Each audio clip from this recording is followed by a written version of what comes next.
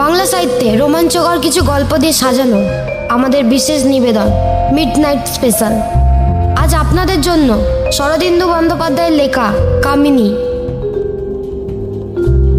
গল্প পাঠে ও সুরনাথবাবুর চরিত্রে সুমন, পোস্টমাস্টারের চরিত্রে রাহুল, কামিনীর চরিত্রে পূজা সর্দার, পোস্টার ডিজাইন শুভ সর্দার, সাউন্ড এবং স্পেশাল ইফেক্টে টিম জেরি, পরিচালনায় এবং পরিকল্পনায় মিডনাইট স্পেশালের পুরো টিম। শুরু হচ্ছে কামিনী। এসো এসো এসো এসো।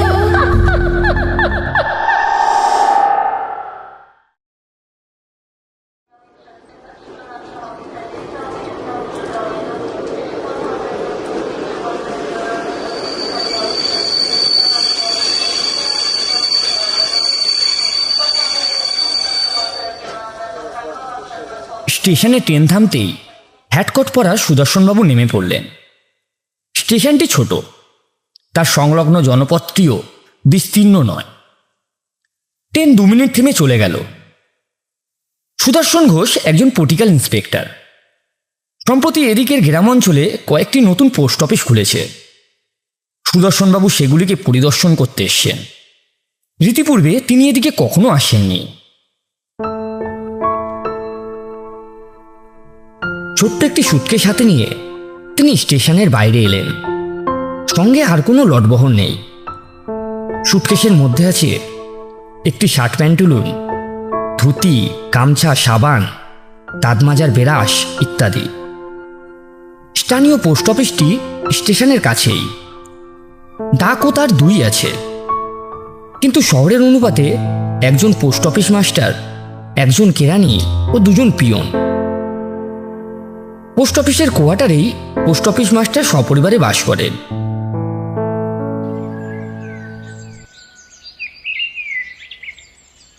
বেলা আন্দাজ 11টার সময় সুদর্শনবাবু পোস্ট অফিসে এসে নিজের পরিচয় দিলেন।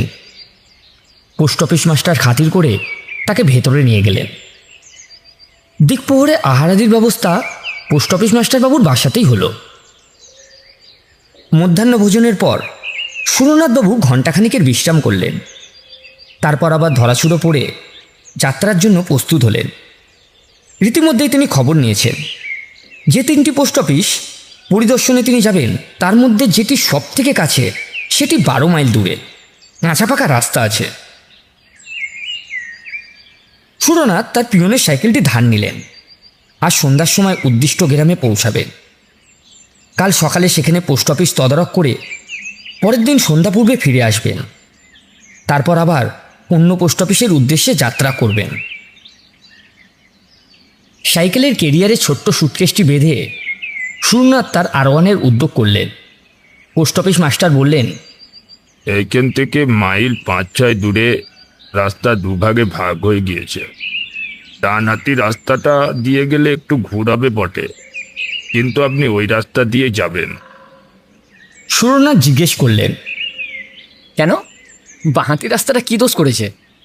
পোস্ট অফিস মাস্টার বললেন, ও রাস্তা ভালো নয়, ভালো নয়।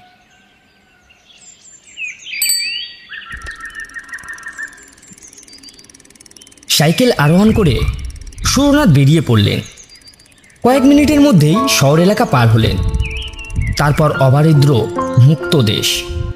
দেশটা বর্ণসংকর, অবিমিশ্র পলি মাটি নয়, আবার নির্জলা মরুকান্তরও নয়। স্থানে স্থানে ঘন বন আছে, কোথাও নিস্তর উপাদব শিলাভূমি, কোথাও নরম মাটির বুক বিবর্ণ করে রুক্ষ পাথরের ঢিবি মাথা তুলেছে। এই বিচিত্র ভূমির ওপর দিয়েই নির্জন পথটি এঁকে বেঁকে বয়ে চলেছে। আকাশে পৌষ মাসের স্নিগ্ধ সূর্য, বাতাসে আতপ্ত আরাম। সুরনাথ প্রফুল্ল মনে মন্থর গতিতে চলছে। 12-14 মাইল পথ সাইকেলে যেতে কতই বা সময় লাগবে।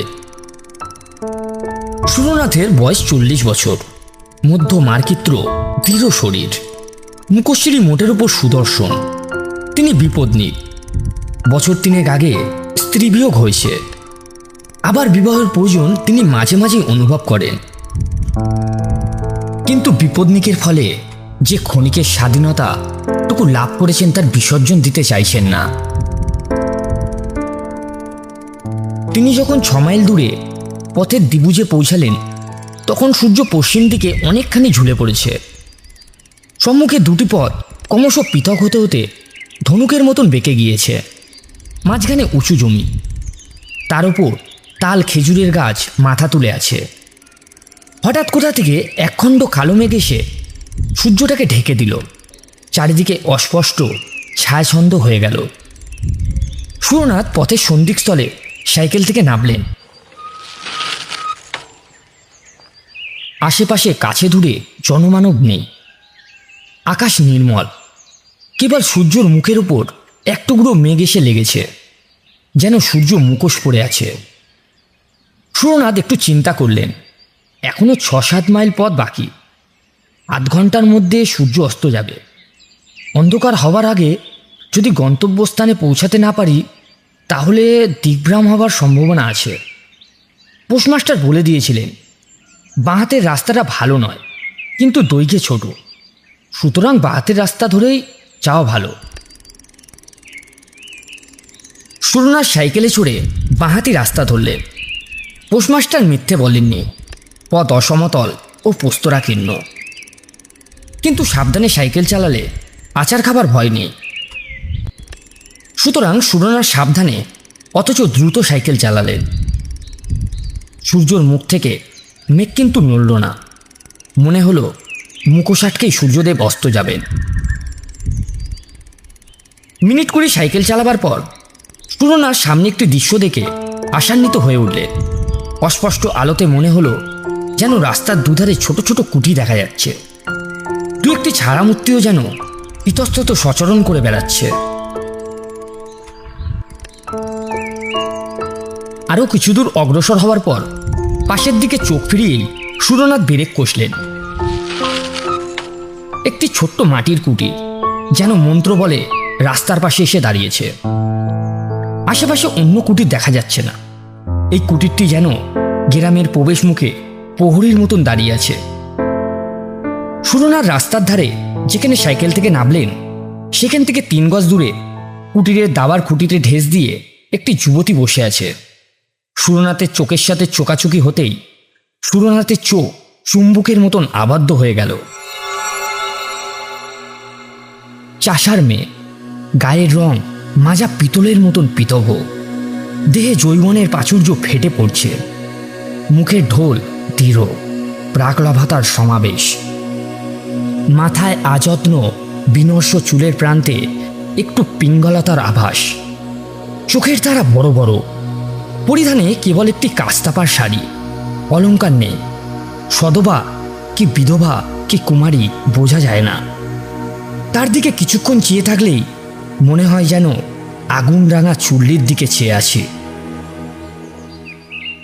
হ্যাঁ গা, তুমি কোথায় যাবে?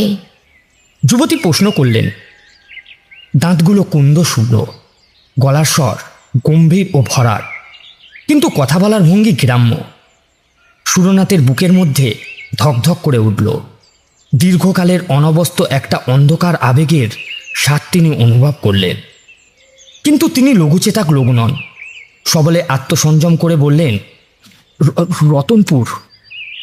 যুবতী দাওয়ার কিনারায় পা ঝুলিয়ে বসে মুক্ত কণ্ঠে হেসে উঠল।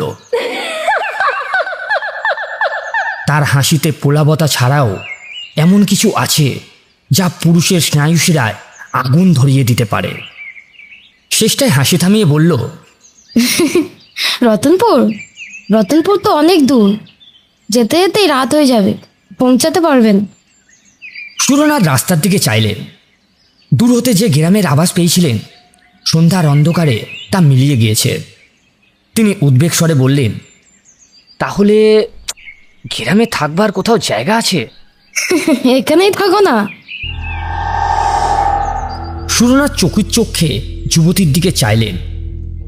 যুবতীর দৃষ্টিতে দারুণ আহ্বান, আরো কত রকম রহস্য ইঙ্গিত। সুরনাথের বুকের মধ্যে রক্ত তোলপাড় করে উঠল।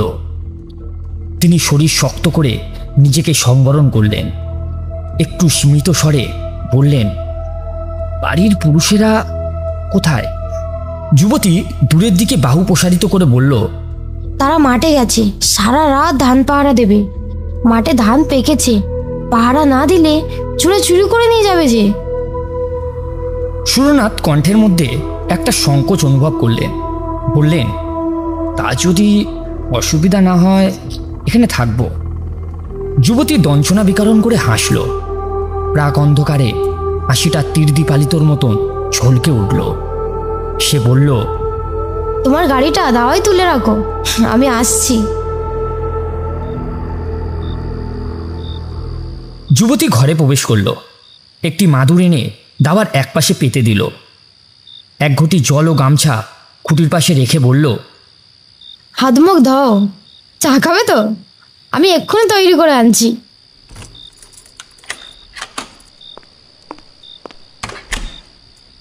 যুবতী ঘরের মধ্যে চলে গেল।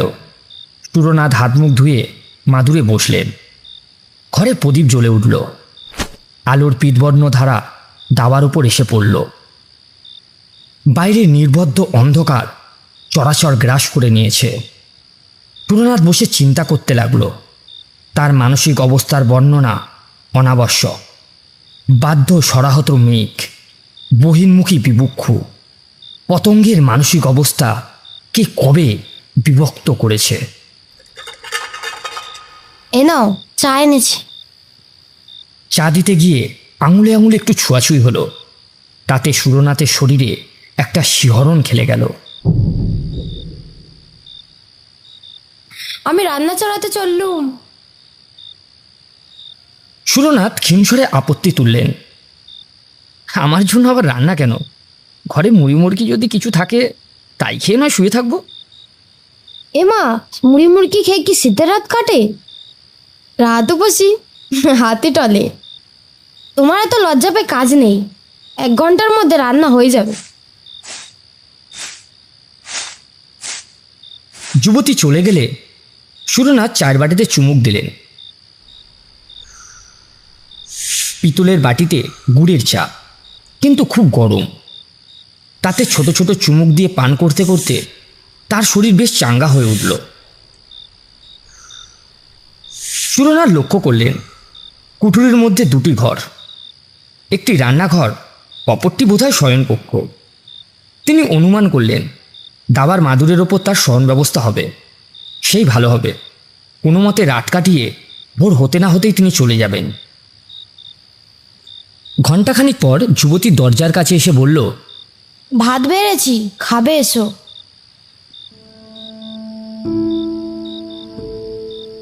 সুরনাথ উঠে ঘরের মধ্যে প্রবেশ করলেন। বাইরের ঠান্ডার তুলনায় ঘরটি বেশ গরম। পীরের সামনে ভাতের থালা, প্রদীপটি কাছে রাখা হয়েছে। আয়োজন সামান্যই, ভাত, ডাল আর একটি চচ্চড়ি জাতীয় তরকারি। সুরনাথ আহারে বসলেন। যুবতী অতি সাধারণ গৃহস্থলীর কথা বলতে বলতে ঘরের এদিক ওদিক ঘুরে বেড়াতে লাগলো। সুরনাথ লক্ষ্য করলেন রান্না করতে করতে যুবতী কখন পায়ে আলতা পড়েছে। যুবতী সুরনাথের সাথে সহজভাবেই কথা বলছে, অথচ তিনি হুঁহা ছাড়া কিছুই বলছেন না। বিপদের সময় যে ডেকে ঘরে আশ্রয় দিয়েছে, খেতে দিয়েছে, তার সাথে একটু মিষ্টি আলাপ করার প্রয়োজন নেই কি? তিনি শামুকের মতন খোলের ভেতর থেকে গলা বের করে বললেন, তোমার নাম কি? এক ঝলক হেসে যুবতী বলল, কামিনী। নামটা তপ্ত লোহার মতন সুরনাথের গায়ে ছ্যাঁক করে লাগলো। তিনি শামুকের মতন আবার খোলের মধ্যে প্রবেশ করলেন। আহারান্তে সুরনাথ হাত মুখ ধুলে কামিনী বলল, পাশের ঘরে বিছানা পেতেছি, শুয়ে পড়ে গিয়ে। সুরনাথের বুক ধরাস করে উঠল। তিনি তোদলে গিয়ে বললেন, আমি বাইরে মাদুরে শুয়ে রাত কাটিয়ে দেবো। কামিনী গালে হাত দিয়ে বলল, ওমা, বাইরে শোবে কি? শীতে মারা পড়বে যে। যাও বিছানায় শো গিয়ে। সুরনাথ কথা কাটাকাটি করলেন না। কামিনী রাত্রে কোথায় শোবে প্রশ্ন করলেন না। দণ্ডিত আসামির মতন সে শয়নকক্ষে প্রবেশ করল। ঘরে দীপ জ্বলছে, মেঝের ওপর খড় পেতে তার উপর তোষক বিছিয়ে শয্যা। সুরনাথ সুটকেস নিয়ে জামা প্যান্ট পরিবর্তন করলেন, তারপর প্রদীপ জ্বালিয়ে রেখে শয়ন করলেন। চোখ বুজে তিনি পাশের ঘরের হুটখাট টুংটাং বাসন কাসনের শব্দ শুনতে লাগলেন। ইন্দ্রিয়গুলি অতি মাত্রায় তীক্ষ্ণ হয়ে উঠেছে। তার মনের উত্তাপ একটি সুদীর্ঘ নিঃশ্বাসে বাইরে বেরিয়ে আসলো। চোখ বুজে অনেকক্ষণ শুয়ে থাকার পর আচ্ছন্নর মতন হয়ে পড়েছিলেন। হঠাৎ চটকা ভেঙে গেল। তিনি চোখ খুলে দেখলেন কামিনী নিঃশব্দে কখন তার বিছানার পাশে এসে বসেছে। তার মুখে বিচিত্র হিংস্র মধুর হাসি।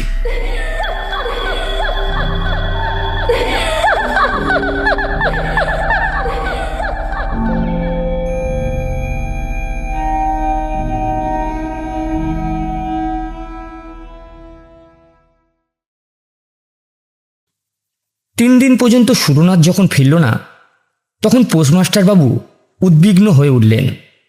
কেবল সুরনাথের জন্য নয়, সেই সঙ্গে পোস্ট অফিসের সম্পত্তি সাইকেলটিও গিয়েছে। পোস্টমাস্টার পুলিশে খবর দিলেন। পুলিশ খোঁজ চালু করল। সুরনাথ যে 3টি পোস্ট অফিসে যাওয়ার কথা সেখানে তিনি যাননি। পুলিশ তখন রীতিমতন তদন্ত আরম্ভ করল।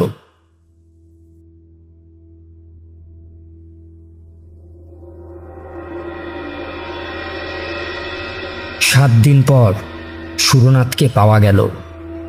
বাঁহাতি রাস্তায় একটিও কুটির নেই। সেই রাস্তার পাশে ঝোপঝাড়ের মধ্যে তার মৃতদেহ পড়ে আছে। সাইকেলটা তার পাশেই মাটিতে লুটিয়ে।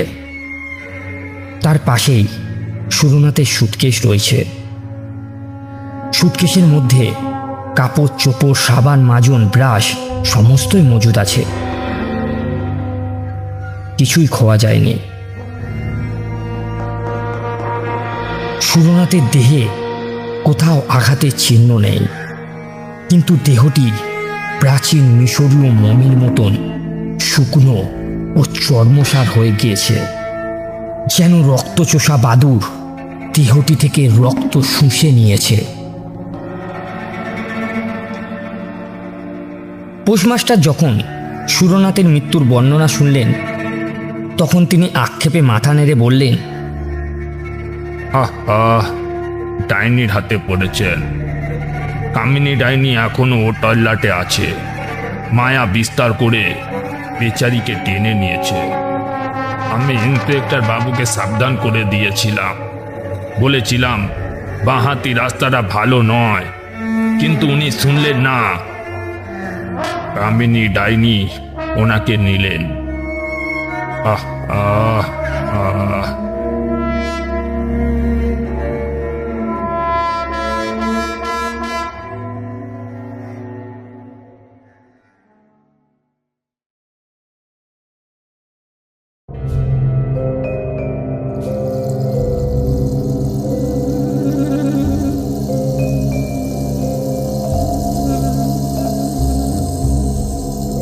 শুনছিলেন শরদিন্দু বন্দ্যোপাধ্যায়ের লেখা কামিনী। গল্প পাঠে এবং সুরনাথবাবুর চরিত্রে সুমন, পোস্টমাস্টারের চরিত্রে রাহুল, কামিনীর চরিত্রে পূজা সর্দার, পোস্টার ডিজাইন শুভ সর্দার, সাউন্ড এবং স্পেশাল এফেক্টে টিম চেরি, পরিচালনায় এবং পরিকল্পনায় মিডনাইট স্পেশালের পুরো টিম। আসছি আগামী সপ্তাহে নতুন কিছু গল্প নিয়ে। Till then, like, share and subscribe. Don't forget the bell icon.